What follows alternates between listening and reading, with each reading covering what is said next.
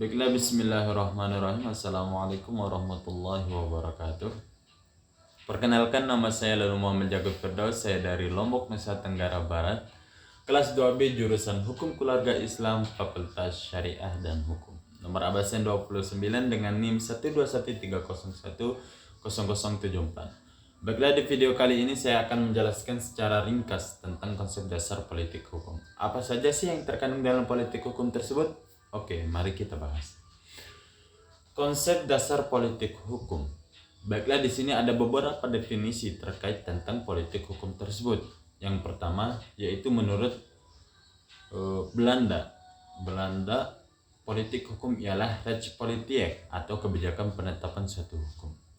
Kebijakan yang dimaksud adalah rangkaian tentang konsep, asas, garis besar dan serta dan dasar rencana. Yang kedua, menurut Teguh Muhammad Radi berpendapat bahwasanya politik hukum ialah kebijakan penyelenggaraan negara. Penyelenggaraan mendasar arah, bentuk dan juga isi hukum tersebut. Menurut Padmo Wahjono, politik hukum ini digambarkan ibarat sebagai sebuah harapan atau cita-cita suatu hukum yang ideal. Hukum yang ideal, begitulah menurut Padmo Wahjono. Selanjutnya, menurut Sajipto Raharjo, bahwasanya politik hukum ialah menentukan pilihan, tujuan, dan cara-cara tujuan hukum tersebut. Kemudian menurut L.G. van Apeldoorn, ialah sebuah aktivitas yang menetapkan tujuan dan isi peraturan perundang-undangan dan hukum merupakan produk dari aktivitas politik hukum tersebut karena keduanya memiliki hubungan dan relasi yang sangat erat sehingga tidak bisa dipisahkan antara satu dengan yang lainnya. Dan hukum tanpa politik ibarat kelaliman. Begitu dengan politik tanpa hukum sama dengan lemah atau bahkan sebaliknya. Sujono Sukanto berpendapat bahwasanya politik hukum merupakan memilih nilai-nilai dan menerapkan nilai-nilai. Nah, bagaimana menentukan sebuah nilai tujuan hukum itu agar dapat diterapkan dan tersampai dari tujuan hukum tersebut sesuai dengan pendapat Padmo Wahjono tadi. Oke, menurut asumsi, yang disebut dengan politik hukum itu merupakan aktivitas penetapan sebuah hukum yang dimana di dalamnya membahas mengenai konsep, asas, dasar rencana, serta tujuan hukum itu sendiri. Dapat diketahui bahwa politik hukum itu melibatkan orang banyak. Tidak hanya bisa dibuat oleh satu atau dua orang saja. Harus serta-merta melibatkan lembaga-lembaga dan pihak-pihak yang memiliki kepentingan atas kewenangan lebih dalam bidang tersebut. Maka di dalam Undang-Undang Dasar disebutkan bahwasanya beberapa lembaga-lembaga yang memang memiliki hak kewenangan dalam pembuatan hukum. Yang paling dominan salah satunya adalah bidang legislatif bersama-sama dengan eksekutif. Tidak bisa hanya legislatif saja ataupun eksekutif saja. Supaya kenapa? Agar terjadi suatu sinergitas yang baik dalam aktivitas politik hukum tersebut dan pembahasan mengenai apa yang akan menjadi rencana, kerangka dasar dan konsep serta tujuan dari penetapan sebuah hukum tersebut supaya terciptanya hukum yang ideal sebagaimana yang disampaikan oleh Padmo Wahjono tadi. Di situ juga terdapat aktivitas untuk memilih nilai-nilai apa yang akan diterapkan ke dalam nilai yang nantinya akan menjadi sebuah tujuan tertentu. Jadinya politik hukum adalah aktivitas penyusunan peraturan perundang-undangan politik. Begitulah definisi politik hukum. Baiklah, kita selanjutnya membahas tentang ruang lingkup politik hukum tersebut. Adapun ruang lingkup dalam politik hukum tersebut antara lain yaitu yang pertama nilai-nilai dan aspirasi. Nilai-nilai dan aspirasi ini serta aktivitas politik hukum ini tidak bisa dilakukan oleh satu lembaga saja atau satu orang saja, maka harus melibatkan para pihak yang berkepentingan dan yang memiliki hak wewenang. Aspirasi dan nilai-nilai yang berkembang di masyarakat juga harus diangkat dalam penyusunan ataupun kegiatan politik hukum tersebut. Kemudian perdebatan dan perumusan nilai-nilai dan aspirasi.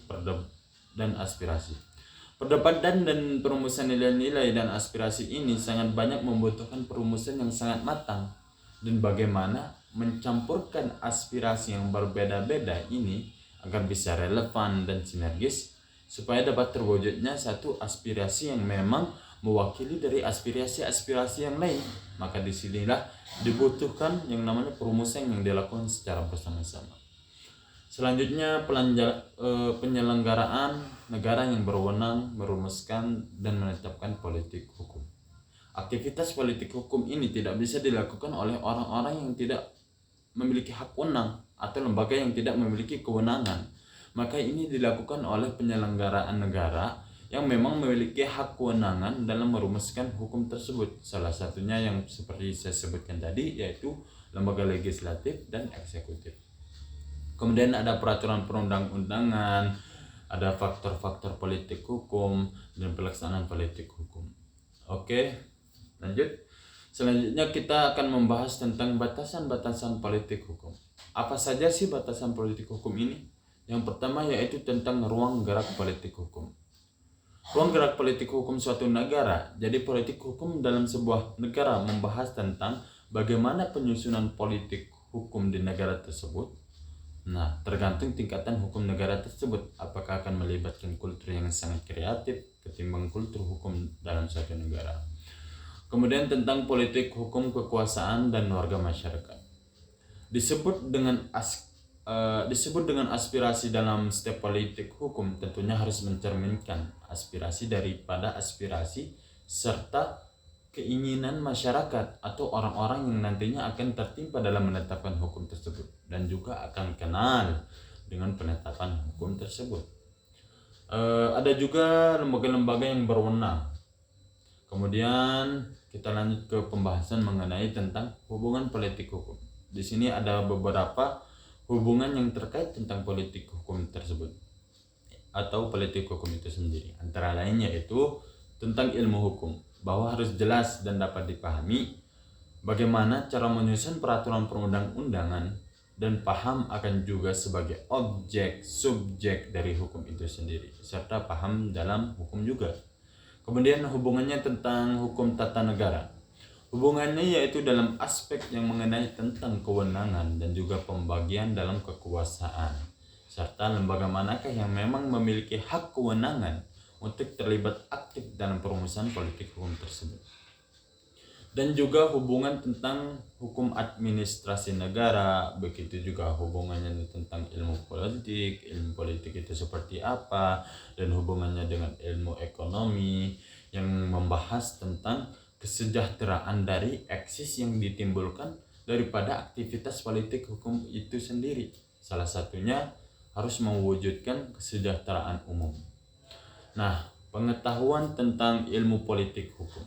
Apa sih yang dimaksud dengan pengetahuan atau ilmu itu? Ternyata pengetahuan ialah apa yang kita ketahui melalui panca indera. Sedangkan ilmu ialah pengetahuan yang sistematis. Apa yang disebut dengan sistematis?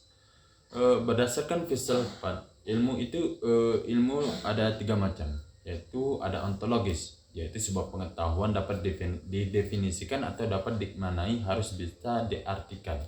Kemudian epistemologis, yaitu pengetahuan tersebut memiliki metode atau pendekatan dalam pembelajaran atau aktivitas ilmuwan tersebut. Kemudian aksiologis, kemanfaatan dan kegunaan, jadi pengetahuan tersebut harus berguna dan manfaat. 3 hal tersebut harus dimiliki sumber pengetahuan untuk dapat naik derajat menjadi sebuah ilmu. Jika tidak, maka tidak bisa disebut atau menjadi sebuah ilmu. Sekian dari saya. Mohon maaf apabila ada kekurangan atau kelebihannya. Wassalamualaikum warahmatullahi wabarakatuh.